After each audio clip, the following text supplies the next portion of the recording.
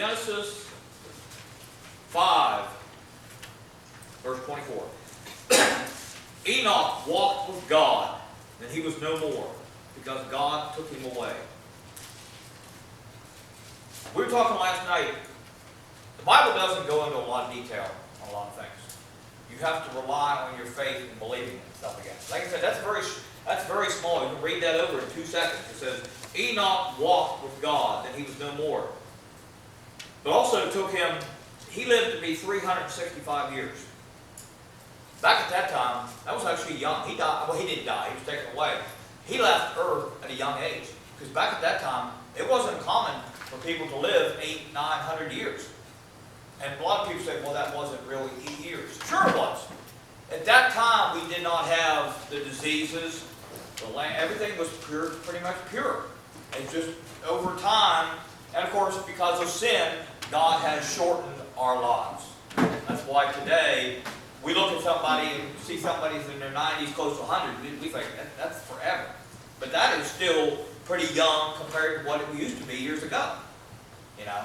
I mean, we all want to, would like to somewhat live a good lengthy life and, enjoy it, whether to see your kids and grandkids and whatever. A lot of people want to live for that long for that reason.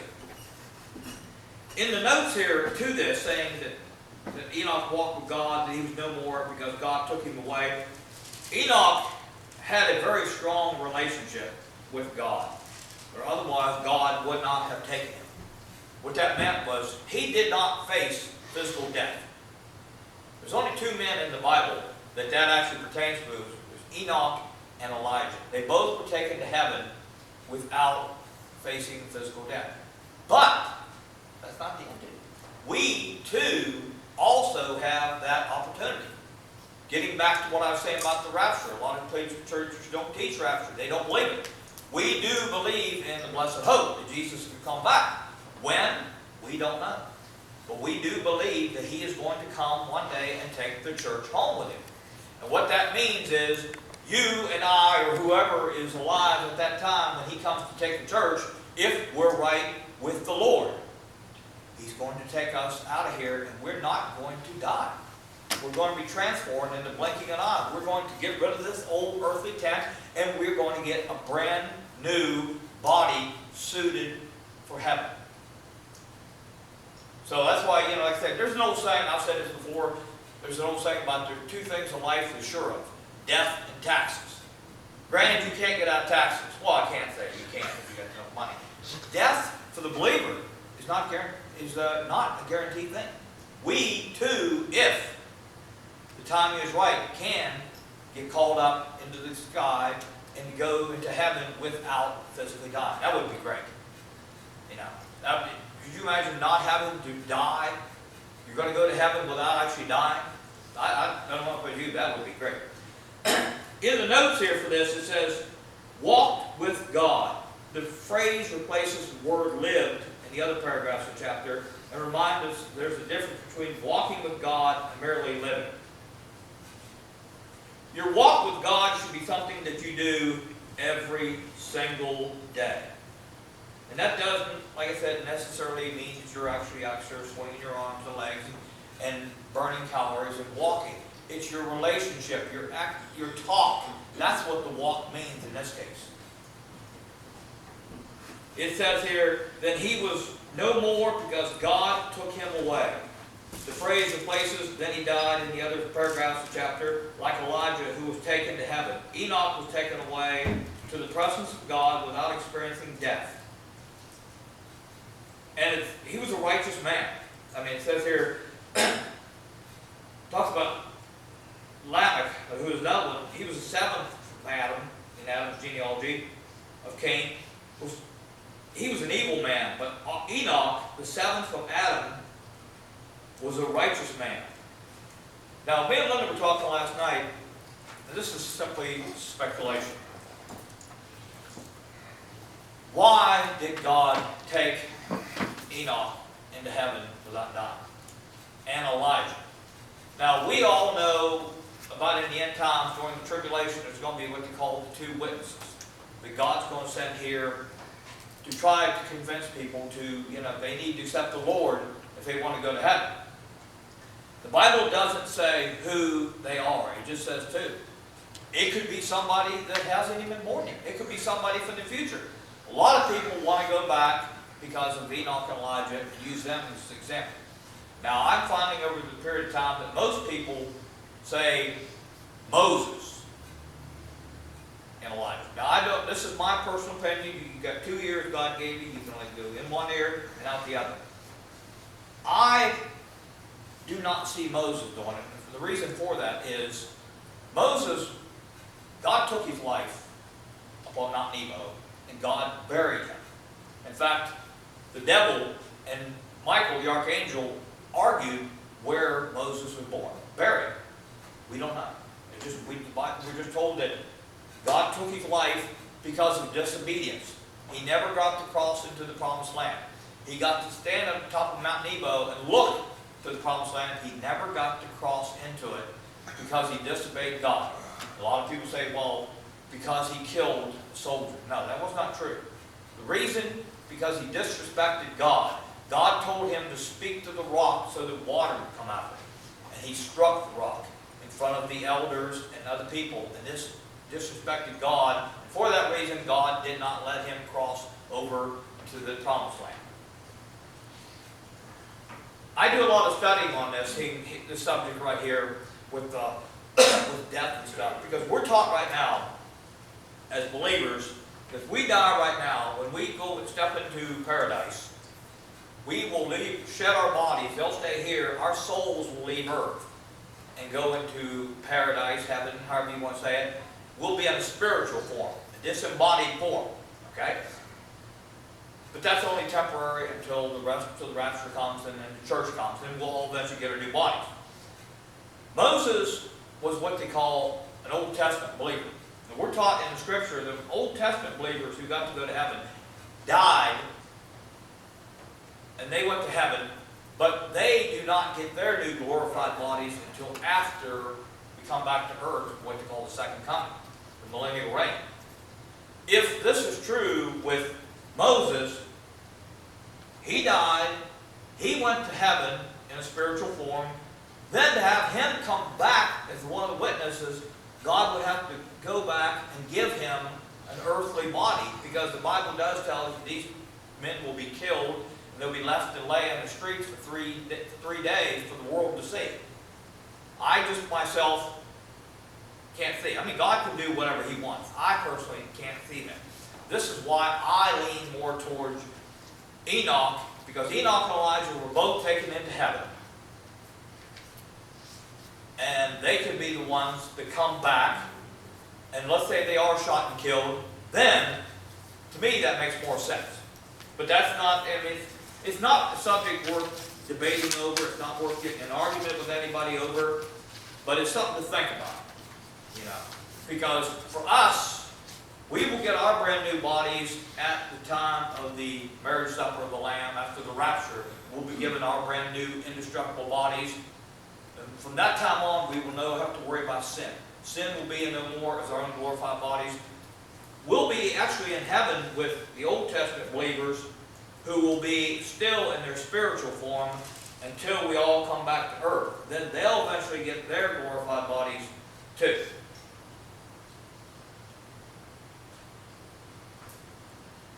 Walking with the Lord has to become a way of life. And just like anything else, you have to discipline yourself.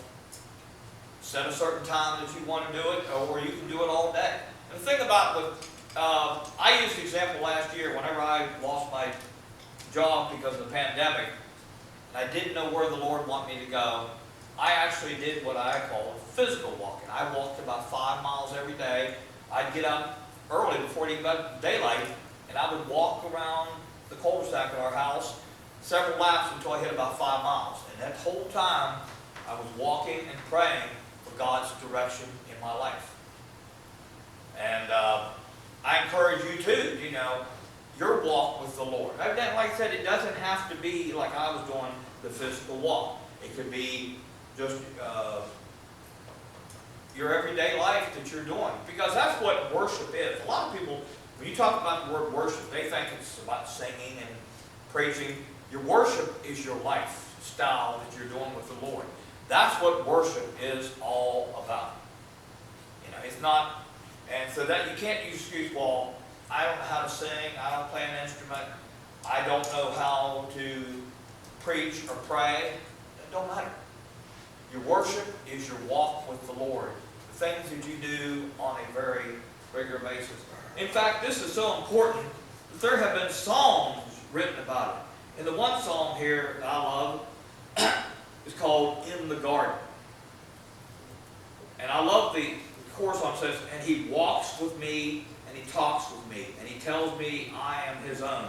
And the joy we share as we tarry there, none other has none. Now, God is not physically talking to you, but he's talking to you through the Word. I've known on many occasions that God has spoke to me through my wife. And she has related something to me that I should know. And this is, when I hear this, I know that a prayer is being answered, or if I'm doing something wrong, when she speaks. In fact, you go back to Moses and Aaron. That's how they communicated. They communicated through each other. God would speak to one, and one would tell the other. Another song that I like, I said, In the Garden is very important too, but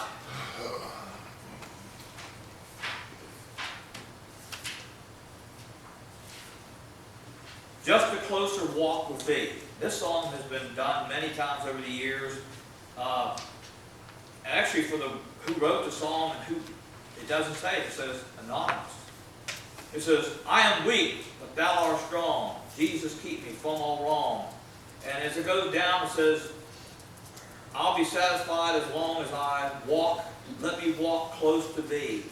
And the whole song is talking about the walk, the relationship between you and the Lord. And in this walk, we're talking to somebody, well, I should say, we use an illustration of a person, of somebody we've never seen. Nobody has ever seen God. We don't, I shouldn't say, if you go back thousands of years, they did to an extent. We have never seen God. We don't know what God looks like. We're communicating with a superior being that we don't know anything really about as far as what he looks like, you know. We see the pictures of Jesus and stuff, and but we don't know. That's just mankind's appearance of what he would look like. You know, long hair, a beard, the robe. This is just because that was the way that people lived and dressed, you know, thousands of years ago. Right now, you know, things have changed over the years. I mean, I try not to visualize what Jesus looks like. I just figure one day I will see him, case closed. And as far as the Father and Holy Spirit, they are spiritual. They do not have a shape or form. So we cannot see them. But we do have the ability to see Jesus, because Jesus took on a human form so that we can literally see and touch God.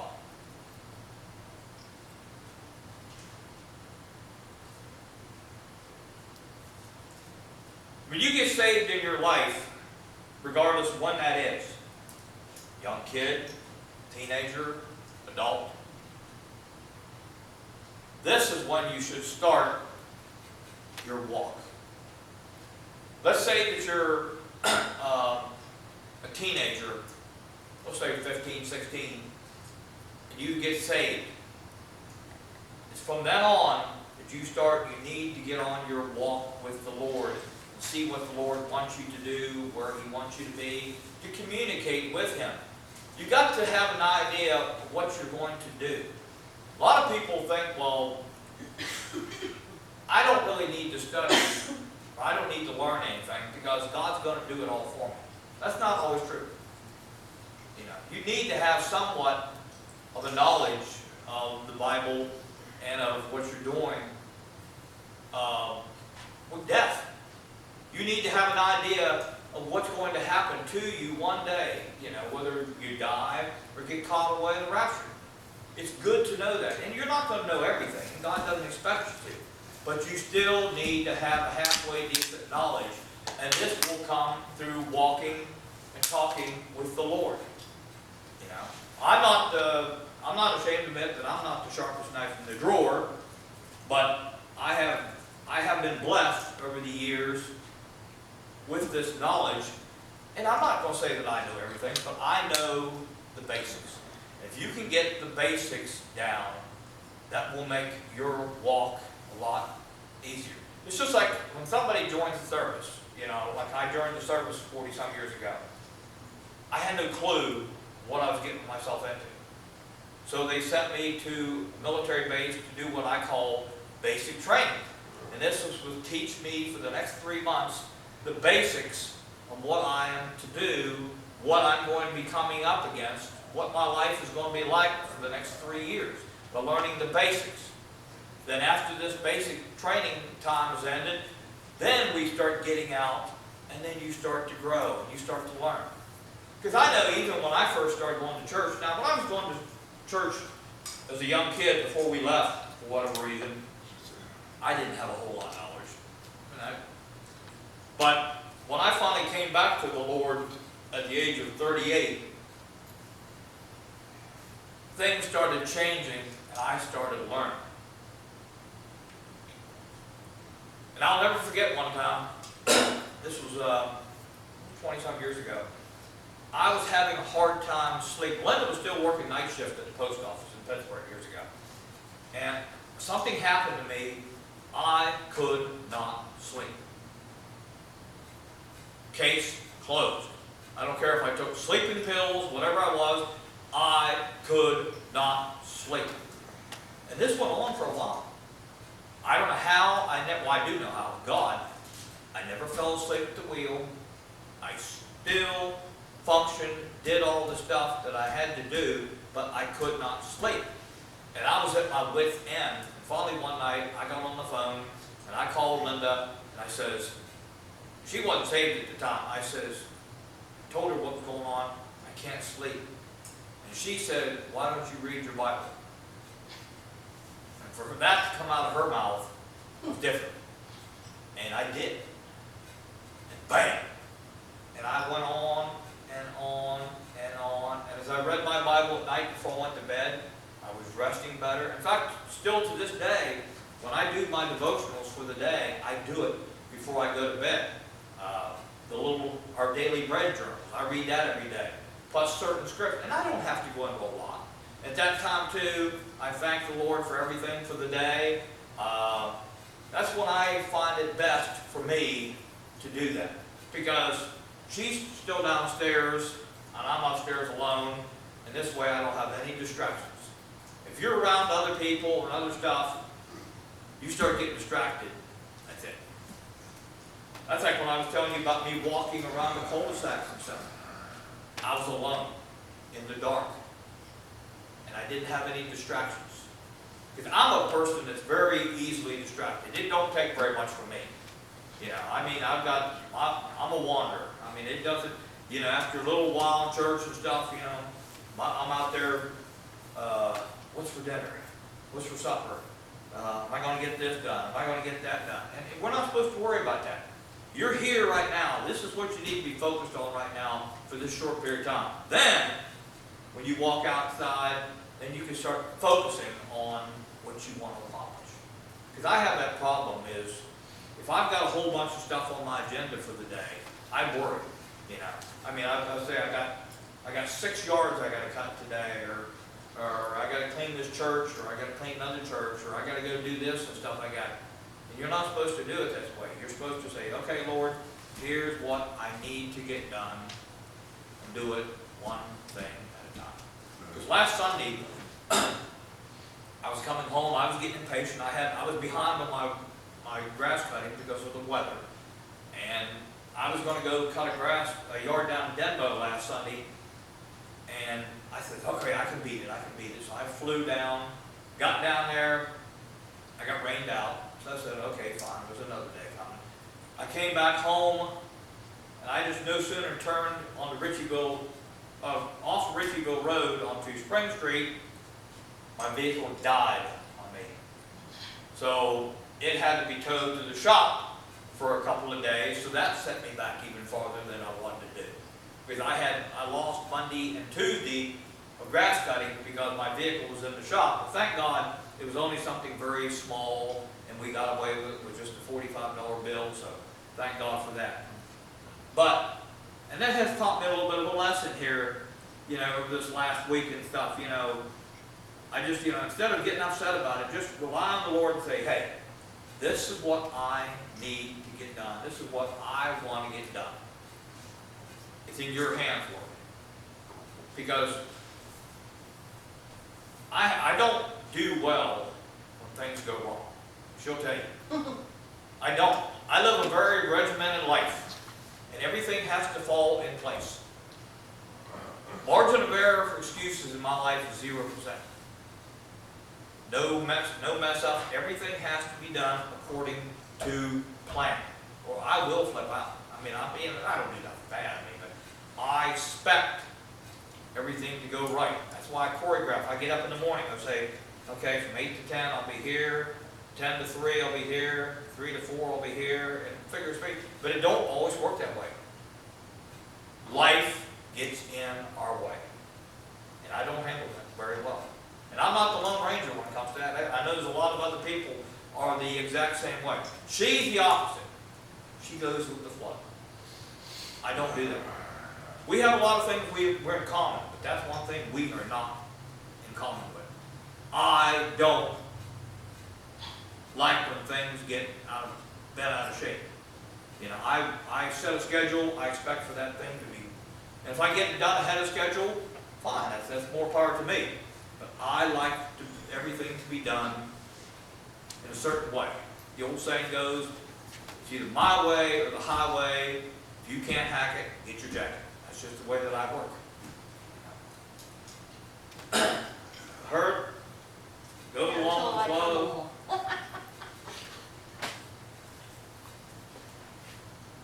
And this walking is a form of discipline that we have to have in our life. Discipline is very important. Okay? And I was talking to a lady at work yesterday, and we were talking about the differences between like husbands and wives. And I was giving her a little example about how me and my wife are different, that I am more regimented than my wife is. And she said, you must have been in the service. I said, yes. And after all these years, I've still kept them values of being regimented. Okay? Just the way that I am. It's just the way that I am wired. So I take these things to the Lord every day, I know he's a lot of times He's disciplining me for my impatience. When I start taking fits over the stuff like that, He has disciplined me and said, you've got to start relying on me.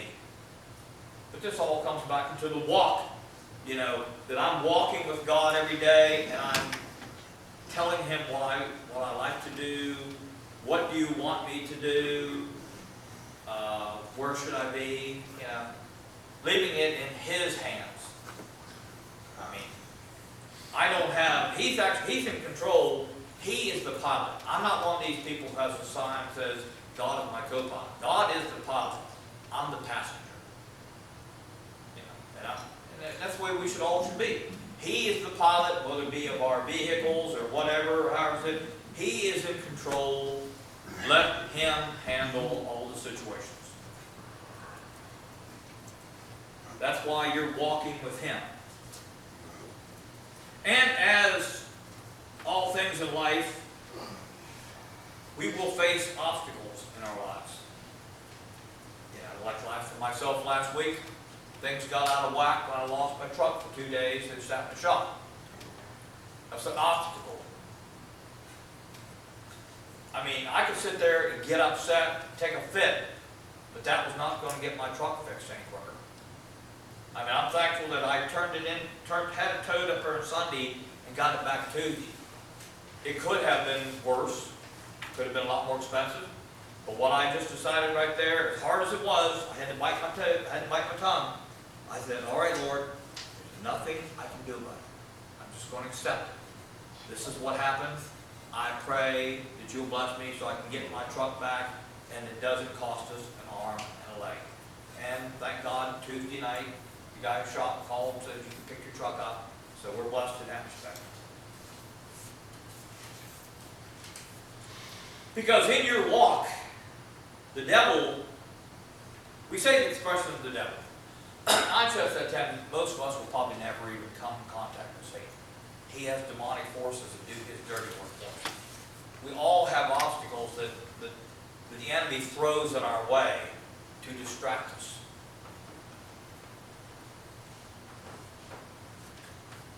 Two weeks from today, my cousin who moved down to Myrtle Beach about 30-some years ago, he died to the pandemic just a few months ago. So we're going to have a memorial service for him in 2 weeks. And I'm going to be the speaker and stuff. And but that's not about me, that's not what I'm saying. But I'm going to be there speaking and praying for everybody. And we're going to have a little service about him. The enemy put thoughts in my head the last couple of weeks. You don't need to do that.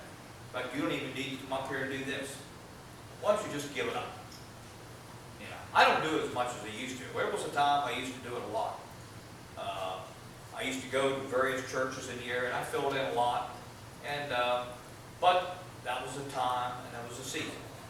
Right now, I only do it once in a while. And then I do it occasionally when we have military funerals and stuff like that. But it's not so much about doing it all the time. I don't have to do it all the time. But, you know, and I should be thankful that the chances that the Lord does give me to do it, to make the most of it. And like I said, once again, the enemy, he will do everything he can to distract me, because he does not want me here. He does not want me doing anything for the Lord. But you have to understand, too, God is still in control, and the enemy is on a leash. He only is allowed to do what God allows him to do. Simple. And we take that back, and people say, well, where does it say that in the Bible? We go back to the book of Job. You know, Satan appeared to God and told God about Job, and God says, okay, fine, you can do this, you can do this, you can't do this, you can't do this. God was still in control, and to this day, he is still on a leash, and he is only allowed to do what God allows him to do. Yes, granted, he is a powerful being, but he does not have full control. God still is at the throne, so that's good for us. In our walk with the Lord, just like walking physically, this helps your health. I was telling somebody the other day, probably about 30-some years ago, doctors told me I'll never work again due to a back injury. I didn't accept that. What did I do? I got out and I started walking. And over a period of time, it healed up. Walking physically is good for your body. No doctor is ever going to tell you that it's wrong to get out there and walk. And I have a job, even though I work at Walmart inside, I get a lot of exercise. I walk around that whole facility. I couldn't tell you how many times every day. I feel good because of that. I'm getting a lot of exercise every day. Okay, maybe you don't have that opportunity there. But who's to stop you from actually going outside every day and take a nice little lap around, stuff like that? Walking is good for your health. If you have weight problems, it helps. It helps your breathing. It helps you. And as well as the spiritual walk. You too are growing with your walk with the Lord when you walk, when your spiritual walk. So it has, it's good for your health physically, but if you can't do that, your walk with the Lord, you're growing. You're talking to God every day. He's telling you what you want to do, what He wants you to do. It's helping your relationships with people. It's helping your relationship here in the church by communicating with God. Because God doesn't speak to us like He did to Old Testament believers. God back then, I believe He spoke audibly. When He spoke to Moses and Noah and Abraham, I believe He spoke to them audibly. But we're under grace now. God doesn't necessarily do that. Could He? Yeah, He can do whatever He wants. But I believe right now it's through the Word, whether you read it yourself or maybe something that you'll hear in church. God can answer it. And going back to there, Linda has said things to me that I believe came from God.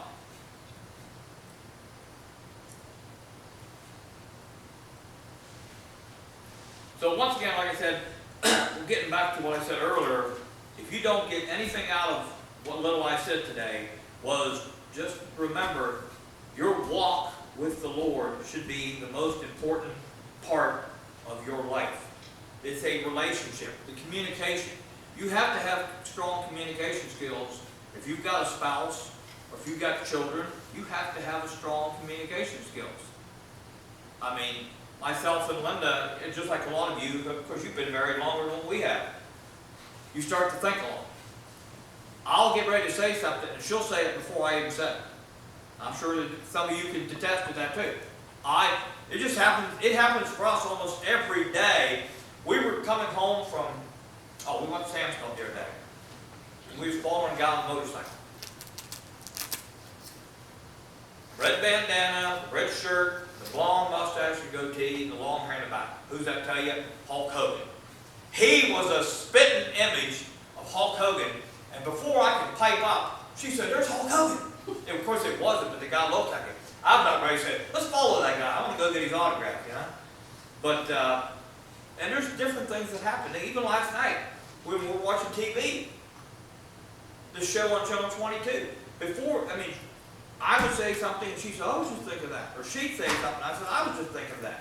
You know, we have been together for so long that we think alike. And we say stuff like that. And that's a good thing, because it's a good proof of a good, strong communications.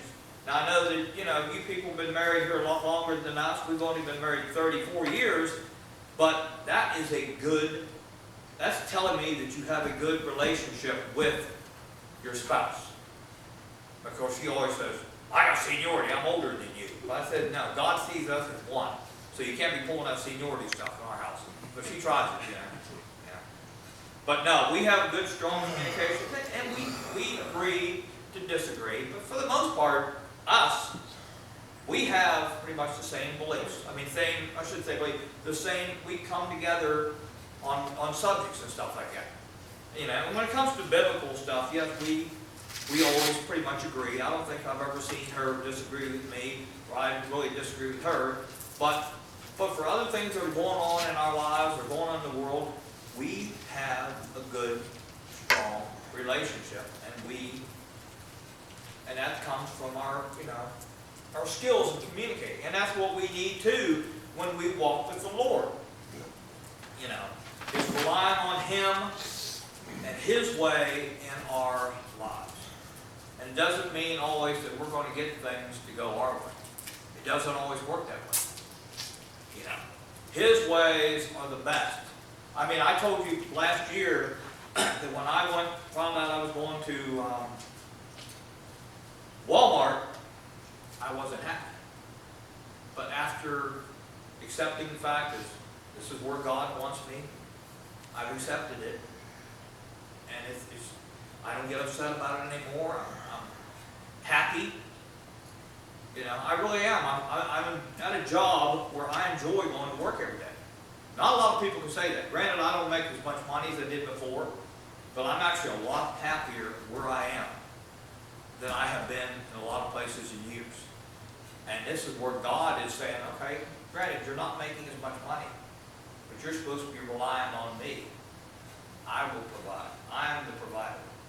I am Jehovah Jireh. I will provide.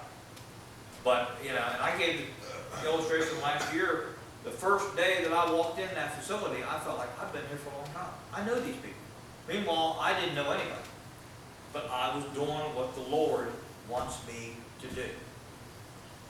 And it's just like coming up here once in a while, or speaking at a funeral, or speaking in the city. This is what the Lord wants me to do. And I have to accept it, and each one of us has a different calling in our lives and stuff that we're supposed to do. And this is where you come to the Lord and say, okay, Lord, what do you want me to do? Where do you want me to go? And this just simply comes from a strong relationship through walking.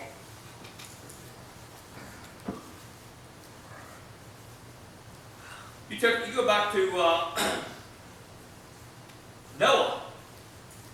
He had a strong relationship with the Lord. He was a righteous man. In fact, he was so righteous that God spared him, his wife, his 3 sons, and their wives. He spared them. They could have been swept away in the flood, then all of mankind would be wiped away. But because he has such a strong walk and relationship with God, that God spared his life, and they got to survive the events of the flood. So that makes you think every now and then. You say, well, the way God has blessed so many of these people for being faithful, maybe I want to be that way too. That doesn't mean that we're going to, like I said, we're going to have different things happen, like going to heaven without dying or surviving a flood or something like that. But if you walk with the Lord and do what He wants you to do and keep a good, strong relationship, He can make some changes. He can make things that once were bad, He can make them good. He can really make changes in your life. So I encourage you, have a strong relationship with Him and walk with Him every day. So right now we're going to do our closing hymn right now. This will be 300.